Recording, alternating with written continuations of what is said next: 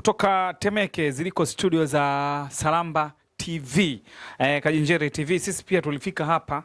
Lengo lilikuwa ni kutazama huu mchezo wa dakika 90 kati ya Simba dhidi ya Mashujaa kutoka kwenye dimba la Meja Jenerali Samuhi Ombweni ambako ndo uwanja wa nyumbani wa Simba. Tumetazama hapa dakika 90, Simba wamefanikiwa kushinda kwa magoli mawili kwa sufuri. Goli la kwanza likifungwa na Dibase Gweye, mchezaji mpya, lakini goli la pili limefungwa na Selemani Mwalimu, huku Mashujaa wakiwa hawajapata kitu.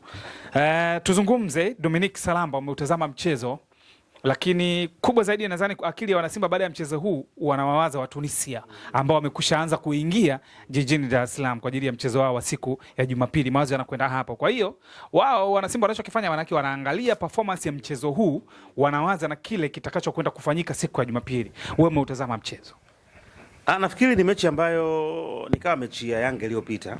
Ni mechi ambayo Simba wameingia kwa tahadhari kubwa kwa sababu wana mchezo mgumu ambao pengine unaweza kwenda kuamua hatima ya michuano ya CAF katika msimu huu katika hatua ya makundi, kwa sababu mpaka muda huu wana mechi 3 wakiwa hawana point na wamebakisha mechi 3 kwa maana alama 9. Kwa hiyo matokeo yote chini ya ushindi ni kwenda kuhitimisha safari, na sio tu kuhitimisha safari, maana kutengeneza mazingira pengine kwa katika nafasi ya mwisho ambayo kwao ni hatari zaidi kwa maana ya zile alama ambazo unazipata kwa upande wa CAF kwenye ubora. Kwa hiyo leo wameingia wakiwa halfway, wanaangalia utimamu wao na kuimarika, lakini kubwa kuweza kuona namna gani ambavyo wanaweza waka maintain ile winning spirit kwenda katika mchezo. Kwa hiyo wameingia wakiwa wana tempo ya chini, lakini wakicheza kwa tahadhari kubwa na kujaribu kushambulia kwa kutumia weakness ambazo Mashujaa wamekuwa nazo, na hasa kuweza kuacha space ambazo wao wameweza kunufaika nazo na kufanya makosa katika maeneo ambayo pengine ni hatarishi zaidi. Kwa hiyo binafsi nimeangalia, nimeona kwamba Simba wamekuja na mpango wa kwamba okay, tushambulie in numbers, tuende kwa namba, tukalazimisha kupiga pasi, itafika tu wakati tukicontrol mpira au tukipasasi mpira watafanya makosa, tutawafunga, kitu ambacho kimeweza kuwasaidia. Lakini kubwa ni uwezo wa mtu mmoja mmoja, kwa sababu Mashujaa waliingia na kujua kwamba Simba ni timu kubwa, kwa hiyo waka opt kuwa timu ya pili. Muda mwingi walikuwa wanakaa nyuma watu 8 na kumwacha Kiimbwa kwenye eneo la mwisho, na kipindi cha kwanza walikuwa wana Kibaya katikati ili kuweza kupush mashambulizi kwa maana counter attack. Kwa muda mwingi ambao walikuwa wanaingia kwa lango la Simba wanakuta wana namba ndogo, wao wako wawili lakini wanakutana na walinzi pengine 4. Ingaje Simba nao ukiangalia wana makosa mengi sana kiufundi, hasa timu ikiwa inapoteza mpira wanaacha space kubwa kati ya eneo moja na eneo lingine. Lakini leo hii wamekuwa kupata faida kwa maana kwamba pamoja wanaweza kawa kwa nyuma kwa watu wachache, lakini Mashujaa kwa sababu wanakuwa wachache zaidi mpaka waje kutengeneza shambulizi tayari wanakuwa wamesharudi na kuongeza namba, na baadaye Mashujaa wanakosa option na kuamua kupiga back pass na square pass kufanya walizo Simba waweze kwa comfortable. Kwa hiyo ni mechi ambayo binafsi nikiangalia timu zote mbili zimefanya makosa, lakini Simba ameweza kunufaika na makosa kwa sababu yeye kidogo ana wachezaji ambao wameadvance kukompeana na Mashujaa. Sawa. Nadhani mimi kwa upande wangu akili kubwa itakuwa kama ambavyo umesema. Ukiangalia wachezaji wa Simba ni tofauti na wachezaji wa Mashujaa, na hata ukiangalia hata profile zao pia ni tofauti. Kubwa hapa ambacho tunajaribu ukiangalia ni kuelekea mchezo wao dhidi ya Esperance. Umeona muundo wa Simba namna ambavyo wao wanacheza, mpango kazi wa kocha Steve Becker, lakini uliangalia Esperance de Tunis, aina yao ya uchezaji wako quick sana wanapokuwa wanatoka golini kuelekea kwenye lango la mpinzani, namna ambavyo wanafika kwenye kila tukio, wanavyoshinda mipira pili. Umetazama Simba na namna ambavyo kocha ameiandaa timu na idea imepatikana kwenye mchezo wa leo. Unaona itakwenda kuwa timu ya namna gani kwenye mchezo huo sasa dhidi ya Tunisia? Kwa upande wa Simba ni ngumu kwa sababu ujue Simba ni kama ameamua kutengeneza timu kipindi cha dirisha dogo, kitu ambacho ni hatari zaidi. Ujue hizi sajili zimewekwa katika vipindi viwili, kuna dirisha kubwa, dirisha dogo. Dirisha kubwa maana timu inakuwa inapata nafasi ya kuweza kujiandaa kwa muda wa wiki 6 mpaka 8. Ni wiki ambazo unaweza ukaandaa utimamu, unaweza ukaandaa muunganiko, ukapata mechi za kujipa labda majaribio, ukacheza, ukarekebisha. Kwa hiyo kile kipindi cha mwezi mmoja na nusu kinakupa mambo mengi mwalimu kuweza kuyatengeneza na muunganiko wa timu na watu wakafahamiana. Dirisha dogo limewekwa kwa ajili ya kuja kukava magepu ambayo umeyaona kwenye mwanzo wa msimu. Ndio maana timu nyingi hazisajili zaidi ya watu 5. Most of the team 3 2 kumbe okay, tulisajili vizuri, lakini kuna eneo mtu ana injury, sawa, kuna eneo pengine atakupatia, kwa hiyo tunaweka mtu ambaye anakuja, na huyo mtu anayekuja haji kujaribu, maana yake anakuja kutibu tatizo. Sasa wao imekuwa vice versa, wameondoa zaidi ya watu 7 mpaka 8 na wameleta watu wengine wapya ambao inabidi waingie kwenye mfumo, timu ikiwa inacheza mashindano. Unaelewa? Kitu ambacho sio rahisi. Kwa hiyo unachokiona katika mechi ya leo au unachokiona katika mechi ya leo hii ni umeweza kuona uwezo wa mtu mmoja mmoja, lakini huwezi kuona zile movement kwa maana timu inatengeneza pattern ile chemistry kwamba katikati au anatoka wanapiana mpira. Uweze kuona partnership kati pengine ya labda Yusuf Kagoma pamoja pengine na Aura na mtu mwingine, bado ni kila mmoja anacheza tu kwenye zile basic. Kwa hiyo huwezi kuona timu ni wakati gani inakwenda kutengeneza shambulizi, linapitia wapi na kwa mpango gani. Angalia goli la kwanza limefungwa, ni uwezo wa mtu binafsi, amechukua mpira katika mazingira ambayo unaweza pengine kufikia, atatoa pasi, anakevu, anafunga. Goli la pili katika eneo ambalo utarajii, Kibabage na kwanza analazimisha, pakiwa pana walinzi wanne, wanafanya makosa, wanajigonga, goli pili linafungwa. Kwa hiyo uwezo kasa pengine ilikuwa ni shambulizi ambalo limetengenezwa. Kwa hiyo maana yake ni kwamba mpaka saizi hauoni timu inashambuliaje, inapataje goli, rather than either opponent afanye makosa au mtu aamue kutumia uwezo wa mtu mmoja mmoja. Sasa unapokutana na timu ambayo ni kubwa, maana hizo space sio rahisi kuweza kuzipata, lakini pia ni hatari zaidi timu ikiwa inakwenda kushambulia, inaponyang'anywa mpira wanaacha space kubwa, na kingine ambacho unaweza kukiona ni kwamba wanashambulia kwa pesi ya chini sana, na hiyo ndio Chama effect. Hiyo ndio Chama effect. Anaweza kukupa accuracy lakini sio kwa wakati sahihi. Yaani unaweza ukafanya kitu sahihi lakini kwa speed ambayo sio sahihi. Kwa hiyo anafanya vitu sahihi lakini kwenye speed ya chini ambayo inakwenda kuua ule usahihi. Akipata mpira inamlazimu at least achukue sekunde 20 afanye maamuzi. Sekunde 20 maana kama mtu alikuwa ameacha gaps, ni rahisi kuja kuziclose na ukatengeza mazingira mengine magumu. Kwa timu ina flow kwa speed ya chini na kufanya hata kama opponent alikuwa yuko out of the shape, anaweza kwenda kurekebisha na akarudi na akaweza kuzuia. Ndio maana unakuta kwamba wanashindwa kutengeza mazingira ya wazi mianya kwa sababu ya tempo ambao wanakuwa na maana. Lakini pia hata walinzi wao ukimwangalia Dani ni mlinzi mzuri lakini yuko very slow kuweza kufanya maamuzi yake. Kwa hiyo kinachowasumbua kwanza, intensity yao iko chini na transition yao inakuwa iko chini. Kwa hiyo timu ikiamua kuja na mpango wa kutafuta sare anaweza kaipata, kwa sababu anaweza kushambulia na watu 8 na akaudi na watu 8 ukiwe bado upo kwenye mpango wa kutengeneza shambulizi. Kwa hiyo nashindwa kuona ile real picha ya mechi inayokuja, kwa sababu tumewaangalia Esperance nao sio wazuri sana, lakini wanawazidi Mashujaa kwenye maamuzi, kwa sababu wana watu ambao wana ile quality ya mtu mmoja mmoja, lakini kingine wanaweza kuwa compacted na wakashambulia kwa usahihi na wakalinda mpira kutoka eneo moja kwenda lingine, hasa kwa tempo yao wao. Na hiki ninachokiona ni kama za kwenda kutana timu mbili ambazo moja inataka matokeo lakini ikiwa haina speed, nyingine inataka sare ikiwa na uwezo mzuri wa kuweza kujilinda. Sawa, wakati unaelekea ukingoni, umechambua hapo Saramba. Wewe ni miongoni mwa wachambuzi, tunaweza nikasema wakongwe ama wa muda mrefu kidogo kwenye mpira wa Tanzania. Umeshachambua mechi nyingi mpaka mechi za kimataifa. Labda maki huwa wanasema kwamba makocha huwa wana tabia ya kuficha mbinu kuelekea kama ana mchezo mwingine muhimu zaidi. Labda tuseme kocha Steve Becker kwenye mchezo huu dhidi ya Mashujaa, kuna mbinu amemfichia kocha wa Esperance. Sasa hizo mbinu amezimplement lini? Ndio tunachokizungumza. Mwalimu ana muda mrefu. Kwa hiyo ukiniambia na mbinu amezitengenezea hizo mbinu. Mpaka saizi bado wachezaji wengine wameingia walikuwa kwa jukwani. Unaelewa? Toka ameingia na nini Nixon Kibabage hata wiki 2 yana. Toka ameingia Chama ana. Gueye ameingia lini? Aura ameingia lini? Sasa ukiniambia kwamba ana mbinu amezificha, amezimplement lini? Timu imetoka safari lini? Imefika lini? Na of course ikishafika imeanza training lini, ambayo ni very serious zaidi ya kwenda kutengeneza ile mwili ukae sawa. Kwa hiyo hakuna kitu ambacho unaweza kukiona cha kiufundi zaidi, kwa sababu kitu cha kiufundi utaficha ikiwa timu ambayo iko tayari, timu ambayo ishafahamiana, timu ambayo imeshaelewana, timu ambayo ina maingizo machache. Leo ukiangalia Yanga wana maingizo main 3 ambayo hayawezi kuathiri rhythm ya timu. Damaro anaingia Okelo, anaingia nani Depo. Si unaelewa? Bas, lakini timu nyingine yote ni ile timu yao ambayo wako nayo, ni ile timu yao. Kwa hiyo ni rahisi mwalimu kuja kuingiza kitu kipya na bado kakliki.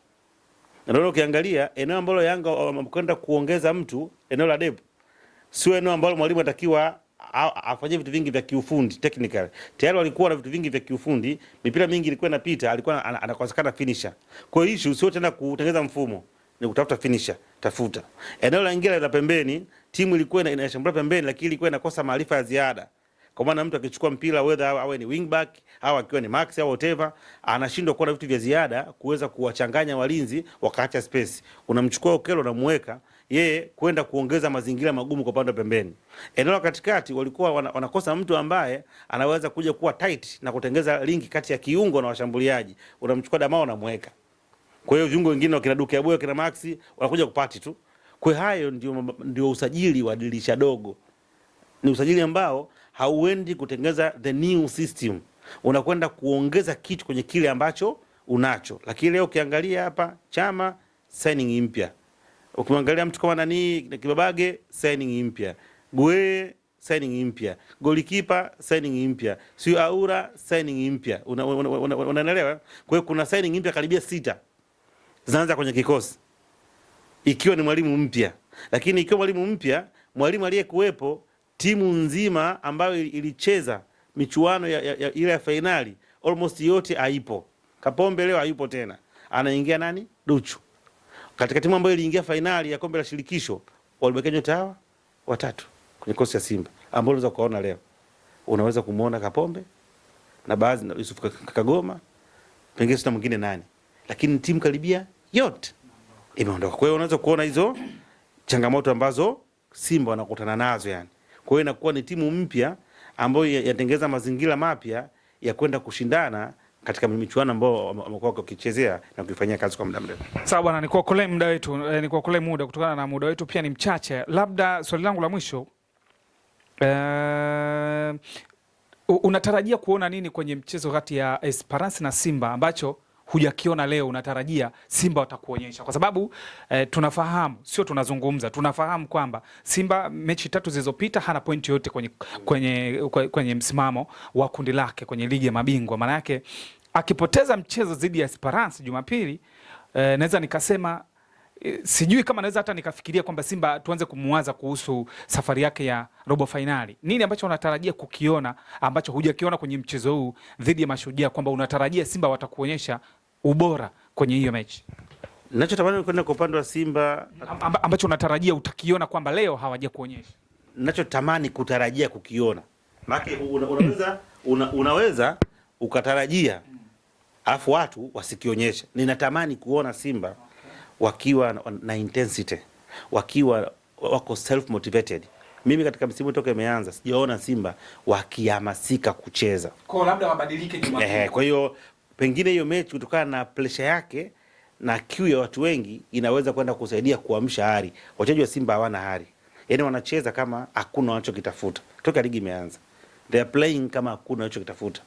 Angalia mechi yao na Esperance, angalia mechi ya Yanga iliyofungwa na Ali. Ni mechi mbili tofauti. Wote wamepoteza. Lakini kuna mmoja unamuona kwamba anataka kutafuta kitu lakini anakosa.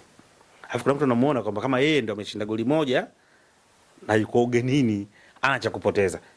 Si unaelewa? Anatoka sare mechi iliyopita ya ligi ni kama yeye ndio alikuwa anatafuta sare, ana cha kupoteza. Yaani uone mchezaji akipambana, uone mpira ukitoka mtu akikimbia, akienda kuchukua, uone mpira mtu akianza. Yaani kuna vitu unaviona kwa mchezaji unagundua huyu bwana anatafuta kitu. Lakini tu bahati au matokeo yako ni kitu kikubwa sana kwenye mpira. Sio kuridhika. Sasa Simba ni kama wamelizika na kile ambacho wanacho. Hata pengine Jumapili, pengine kutokana na pressure na mashabiki kama watakapo kiwanjani na matamanio ya huo mchezo inaweza kwenda kuamsha. Watakapoamshika na kupata ari, wanaweza wakapanda sehemu moja ukompea na hapa ambako wapo. Kwa tutarajie wakivuka wakishinda mchezo dhidi ya Esperance. Ni zaidi ya kujitoa. Kwamba kama kuwa bora wawe zaidi ya Esperance mara. Yaani sio tu bora. Yaani nataka unielewe. Yaani unaweza ukawa bora lakini ukawa hauna chachu yaani hauna chachu au hamasiki. Si unanielewa? Ukiangalia ile mechi ya juzi ya Yanga na Dodoma Jiji, kipindi cha kwanza Yanga walikuwa bora lakini walikuwa kama hamna wanachokitaka. Kama unanielewa, mpaka dakika 5 za mwanzo. Yaani wako bora lakini ni kama watu ambao hamna wanachokitaka. Yaani wanacheza kwa tempo ya chini, wanamiliki mpira, what next? Hakuna. Yaani nini unachokihitaji? Baada ya kufungwa wakaamka. Sasa nataka ile intensity ile. Kwa hiyo Simba kwanza nataka waipate hiyo. Kwamba tuko nyumbani. sio tunataka tupush mara 2 zaidi ya opponent. Yaani sisi tukimbie mara 2. Yaki kimbia kilomita 2, mimi nikimbia kilomita 5. Unaelewa? Tuwe na uelewa pamoja, tuwe na hamu. Mwenzangu akikosea nikarekebisha makosa. Tujitoe, yani si tuwe 22 kwa watu 11. Hiko ndio kitu cha kwanza kabisa. No matter unaingia na plani gani, cha kwanza ni hiko. Kwenda kujitoa kiwanjani. Ukifanikiwa hapo, vitu vingine vitakuja. Kwa sababu hakuna timu ambayo haifanyi makosa. Hata kama watakuwa wanafanya makosa katika eneo ambalo wao wako 10 huko mmoja, how could you use it? Kwani leo hapa Simba hajafanya makosa? Lakini je, Mashujaa walikuwa kwa ngapi? Wanashindwa kuya utilize kutokana na ukubwa na hamasa ya mchezo husika. Kwa hiyo nafikiri mimi natamani kuona hiyo kitu. Wakifanikiwa kupata hiyo kitu, kinaweza kwenda kuwasaidia kwa sababu wako wapi? Wako nyumbani. Na mara nyingi wamekuwa wakifanya vizuri wakiwa nyumbani. Lakini pili, wasiingie na desturi ile ambayo walikuwa nayo kwamba kwa Mkapa toki mtu bila kuwa na kikosi ambacho kinaweza kupishana. Jambo lingine, lazima wajue kwamba kwa sasa hivi wao si bora kama Esperance. Wote ni wabovu. Hata ukichukua wa mwisho kwenye shule 10 atapatikana wa kwanza. Wote hawana viwango vizuri. Wote wanapanda lakini wenzao kidogo wako juu. Kwa hiyo lazima walitambue kwamba ni mechi ambayo wanatakiwa kwenda kutafuta matokeo, lakini pia wajue kwamba na wao wana weakness nyingi. Sasa ukiingia tu kwa Mkapa toki mtu ukaenda kujilipua bila kufanya assessment ya makosa yako, unaweza kuja wewe kukuta wewe ndio unakuwa utoki, afu na mtu akatoka. Tumemaliza. Unamwona Yanga kishinda Zanzibar? Ni zaidi ya mechi. Dhidi ya Ahali. Ni zaidi ya mechi. Ili Yanga aweze kushinda, lazima ajitoe mara 2 na afanye kila kitu kwa usahihi. Ili aweze kushinda. Ndio ninachokuambia hapa. Lazima waende kukimbia mara 2 dhidi ya Ahali. Sasa yeye ndio tofauti kati ya timu kubwa na timu ya kawaida au timu ndogo. Na pale ndio hii ni Ahali, hii ni Yanga. Ndio pale. Yaani kwenye kile kitu chokiona kile ndio ubora kwamba huyu ananua mtu bilioni 6, huyu ananua mtu milioni 800. Ndio kile kitu. Sio kitu kingine. Sio jezi, sio mashabiki. Ile quality. Kwamba wewe unapata nafasi 3 za wazi, hata moja utumie, mwenzako nafasi moja na kufunga. Sio, unaelewa? Kuna kipindi amechezeka mechi ile ya Everton walikuja kina Rooney na wale Gor Mahia ya Kenya. Gor Mahia walicheza nafasi moja tu, Rooney. Nafasi moja tu.